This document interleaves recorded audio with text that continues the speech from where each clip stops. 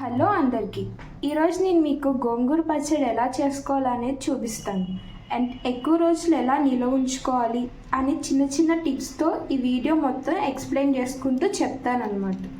ఈ రెసిపీ కోసం మనకి గోంగూర, కొన్ని ధనియాలు, కొంచెం జీలకర్ర, కొన్ని ఎండుమిర్చి, కొంచెం వెల్లుల్లి, కొంచెం కరివేపాకు అండ్ కొంచెం చింతపండు. ఫస్ట్ ఒక ప్యాన్ తీసుకోవాలి, స్టవ్ ఆన్ చేసుకోవాలి. ఆ ప్యాన్ కొంచెం హీట్ అయ్యాక కొంచెం ఆయిల్ అయితే వేసుకో. ఇప్పుడు ఆయిల్ హీట్ అయింది కదా, ఇందులో ఫస్ట్ కొంచెం జీలకర్ర వేసుకుందాం, అలాగే కొంచెం ధనియాలు కూడా వేసుకుందాం, కొన్ని ఎండుమిరపకాయలు కూడా వేసుకుందాం. ఫస్ట్ వీటిని ఫ్రై చేసుకుందాం. ఇప్పుడు ఇందులో కొంచెం కరివేపాకు వేసుకుందాం,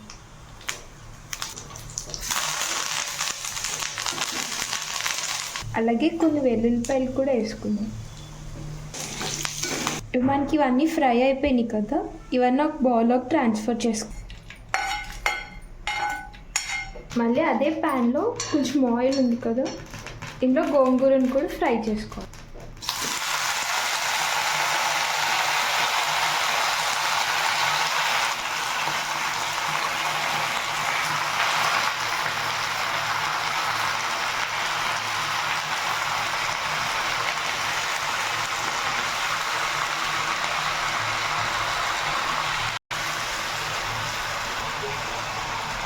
అలాగే కొంచెం చింతపండు కూడా వేసుకోవాలి.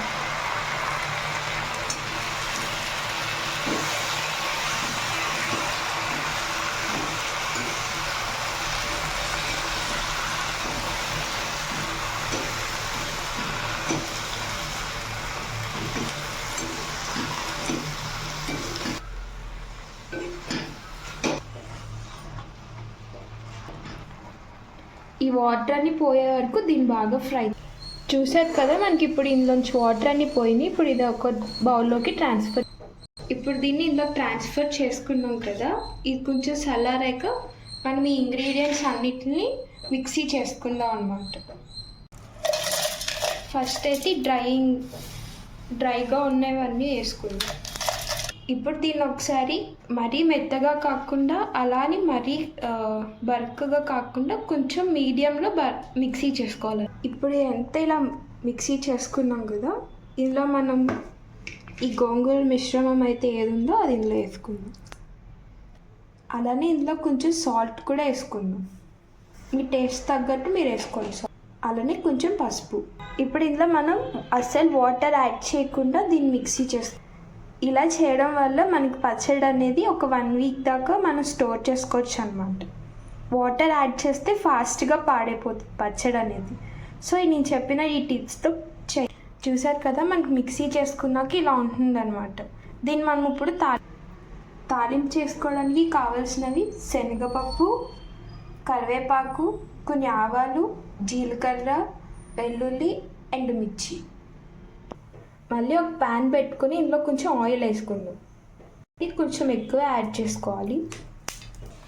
ఇప్పుడు ఇందులో ఫస్ట్ జీలకర్ర, ఆవాలు వేసుకుందాం.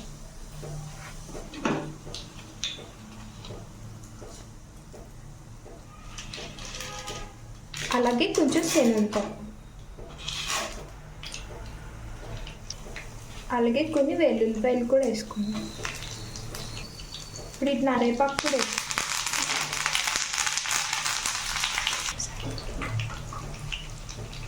ఇందులో కొన్ని ఎండుమిరపకాయలు కూడా వేసుకోవాలి.